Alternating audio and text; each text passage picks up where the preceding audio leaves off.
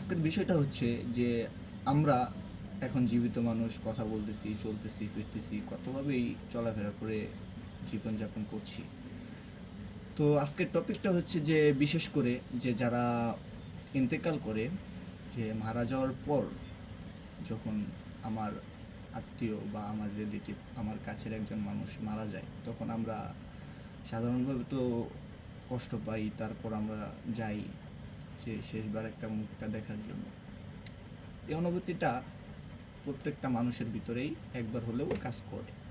আচ্ছা, যাই হোক, মেন বিষয়টা হচ্ছে যে একটা মানুষ মৃত, মানে আত্মাটা, রুহটা ওনার দেহ থেকে বের হয়ে গেছে। তো আমরা যখন এই মৃত ব্যক্তির কাছে যাই, খুব কাছ থেকে আমরা লক্ষ্য করতে পারি গোসল করানো, তারপর হচ্ছে সুন্দর করে সাজানো, পবিত্র করে দিয়ে আমরা কবর করি। কবর করে কবরস্থানে দাফন কাফন করে একটু দোয়া দরুদ করি, তাই না? তো আমরা জীবনে কি এই অভিজ্ঞতাটা অর্জন করতে পেরেছি?